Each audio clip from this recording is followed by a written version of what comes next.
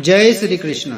नमस्कार दोस्तों, स्वागत है आप सभी का हमारे चैनल भक्ति ज्ञान में। दोस्तों, आज मैं आपको फाल्गुन पूर्णिमा व्रत की कथा सुना रहा हूँ। हर साल बुराई पर अच्छाई की जीत की याद के रूप में फाल्गुन पूर्णिमा तिथि पर होलिका दहन किया जाता है एवं होली का यह पावन पर्व मनाया जाता है। फाल्गुन पूर्णिमा पर विष्णु एवं लक्ष्मी जी की पूजा, व्रत आदि करने का जितना महत्व है, उतना ही महत्व इस दिन फाल्गुन पूर्णिमा की पौराणिक कथा का पाठ करने का है और श्रवण करने का है। मानता है कि ये कथा सुनने से यश, कीर्ति, धन, दान और संतान सुख प्राप्त होता है तथा मरणोपरांत वैकुंठ धाम की प्राप्ति होती है। महर्षि कश्यप की पत्नी एवं दक्ष पुत्री दिति के गर्भ से हिरण्यकश्यप और हिरण्याक्ष का जन्म हुआ। दोनों ही महाबलशाली थे। फलस्वरूप देवताओं को पराजित करके दोनों भाइयों ने स्वर्ग पर अपना अधिकार कर लिया। उनके अत्याचार से देवलोक में हाहाकार मच गया। अतः भगवान विष्णु ने बारह अवतार लेकर हिरण्याक्ष का वध कर दिया। अपने भाई की मृत्यु से क्रुद्ध हिरण्यकश्यप भगवान विष्णु को अपना शत्रु मान बैठा और उनसे प्रतिशोध लेने के लिए भगवान ब्रह्मा की तपस्या करने लगा। उधर हिरण्यकश्यप की अनुपस्थिति में देवताओं ने दैत्यों पर आक्रमण कर दिया और स्वर्ग पर पुनः अपना अधिकार प्राप्त किया।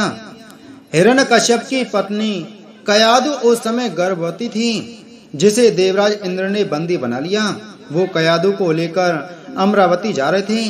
तभी मार्ग में उन्हें देवर्षि नारद मिल गए। नारद जी इंद्र के साथ कयादु को देखकर बोले, देवराज, आप इसे लेकर कहाँ जा रहे हैं? ये सुनकर इंद्र ने कहा, हे देवर्षि, कयादु गर्भवती है।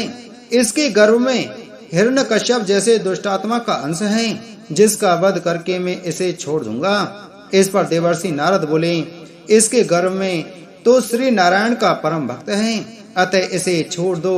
इंद्र नारद मुनि की ये बात सुनकर देवराज ने कयादु को छोड़ दिया।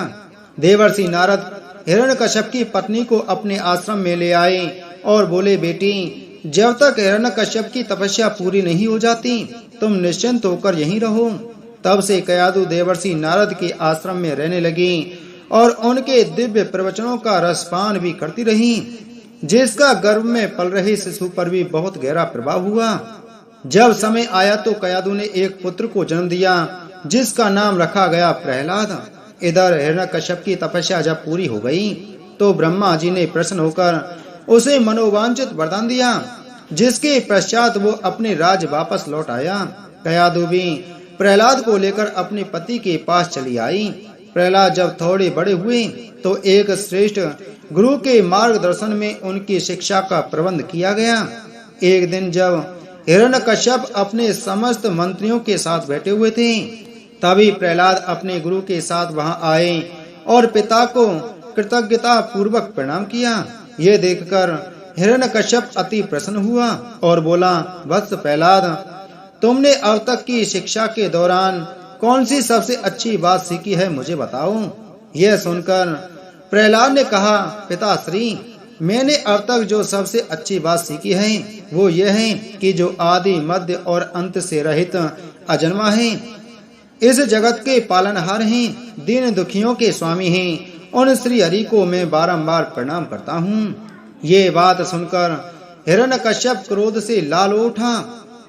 उसने प्रहलाद के गुरु पर चीखते हुए कहा, अरे मूर्ख ब्राह्मण, तूने मेरे इस बालक को मेरे परम शत्रु का गुणगान करने की शिक्षा क्यों दी? प्रहलाद के गुरु ने कहा, दैत्यराज, आप क्रोध त्याग दें। ये बातें मैंने आपके पुत्र को नहीं सिखाई।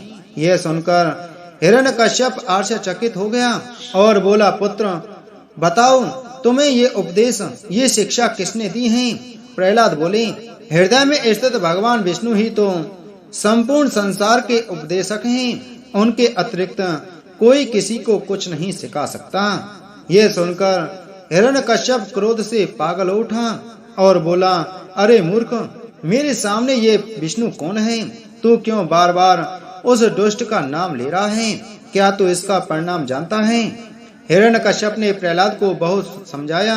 मृत्यु दंड का भय दिखाकर भी विष्णु भक्ति से दूर करना चाहा, परंतु प्रहलाद के मन से भगवान विष्णु के प्रति श्रद्धा तनक भी कम न हुई। इसके पश्चात क्रोधित हिरण्यकश्यप ने अपने सेवकों को आज्ञा दी कि इस दुरात्मा को मौत के घाट उतार दो। इस शत्रु प्रेमी से मुझे कोई लाभ नहीं है। यह कपूत तो अपने ही कुल का नाश कर देगा।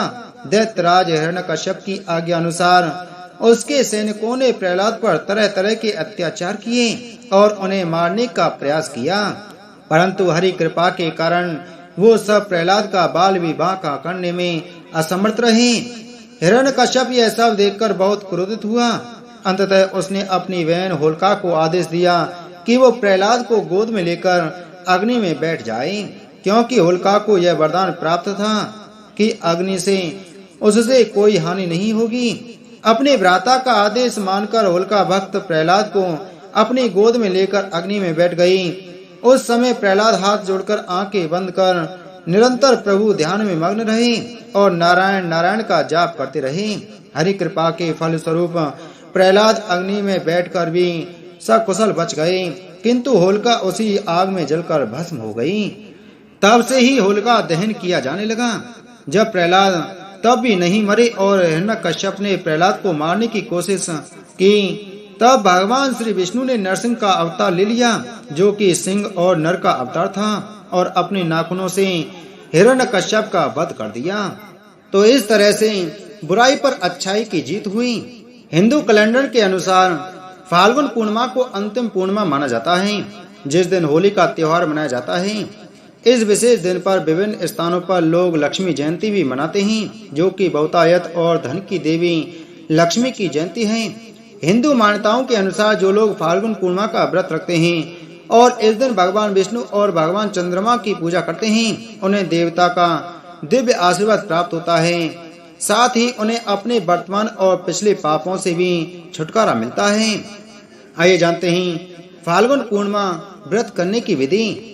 इस व्रत को करने के लिए सुबह जल्दी उठकर शुद्ध जल से स्नान करना चाहिए। व्रत करने वाले व्यक्ति को अन्न नहीं खाना चाहिए। सुबह सूर्य उदय से लेकर चंद्रोदय तक उपवास रखें, उसके पश्चात उपवास खोलें। व्रत वाले दिन किसी भी व्यक्ति की भावनाओं को ठेस न पहुंचाएं, मन सकारात्मक रखें। इस महत्वपूर्ण दिवस पर भगवान विष्णु की पूजा कराने से सारे संकट दूर हो जाते हैं। फाल्गुन पूर्णिमा के दिन भगवान श्री विष्णु की पूजा की जाती है, जो भगवान विष्णु का चौथा अवतार माना जाता है।